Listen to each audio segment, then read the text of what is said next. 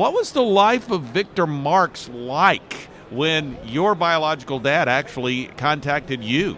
Crazy as it may sound, I was starting to be conformed into his image, not even knowing him. I started doing drugs, I was chasing women, all that type of stuff. And I had a dark side to me. I got involved in martial arts, and I was quick to fight. And I'm not saying I was good, but, I'd go for it. And then when I was really empty at that time. And then when he humbled himself and came back into my life, and he had to really worry about him now being rejected or having an angry son, he took the risk and he kept pressing in. And that changed my life. And you mentioned that you were involved in martial arts. Of course, you were in the Marine Corps. Yep.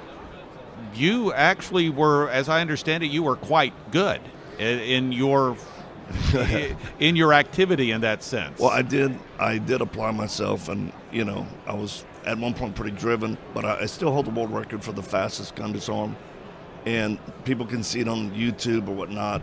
Our videos that we've put out, in culmination, they estimate over 100 million views around the world even. So it's God has still used that in my life, even though I taught professionally for years and got out of it, went to full-time ministry. So yeah, it was my God until I found my true God.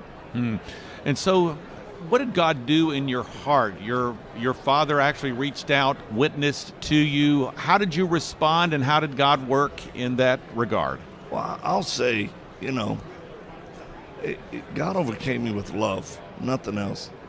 Not condemnation, and certainly not by force, because I was a pretty hard charging Marine and a hard young man, but it was his love. I'd never really felt love. And June 22nd, 1986, that was my day to get my life right with God. And all I did was respond to his love to me. So how did life change for you? Drastically. Yeah. It was drastic. I had a desire for his word for the first time. And I wanted to follow him, not as a Christian, but I wanted to follow him as a disciple. Somebody gave me a book called Dietrich Bonhoeffer, The Cost of Discipleship. It was the first Christian book I read, and I would think I was ruined from that point on. So at some point, you sensed that God was calling you to do your own ministry, All Things Possible Ministries. Well, he invested in me with some godly men, Greg Laurie being the chief one, who discipled me for a couple of years, actually, out of his home, which was, that's how messed up I was, I tell people. But, God eventually led us to, I was on staff with Dr. James Dobson, and then I moved into our own ministry of reaching troubled, abused youth, and it's exploded, and we've been doing it for 15 years now. So we have an office and a home in Iraq. We reach kids who've been affected by ISIS. We've reached about 25,000. And this dog with me right here was a Belgian Malinois. People can see her, on our social media pages.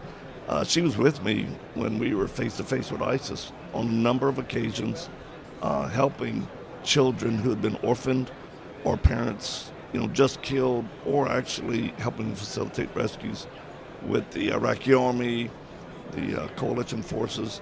But we'd be the one that take the children into our home. So as a result of all that, just this past summer, we're looking to build an orphanage there in Iraq, outside of Kurdistan, for people who know that area, between Karagosh and Mosul. And God's afforded me the opportunity here very soon to meet with the Prime Minister of Iraq. And can I tell you something that most people don't understand? Sure. They want Christians back. Oh, man, that's great. Yeah. They so say, many fled Iraq. Hundreds of thousands. Yep. And what they've said is, to Iraq, Christians are to Iraq as the scent is to a flower. And we must have Christians come back. So I just pray all those, solid prayer warriors down in Alabama will pray for us. And they can even sign up for our prayer list or follow us. And God does want to restore the church, the persecuted church in Iraq. And we're thankful and humbled He's going to allow us to be part of that.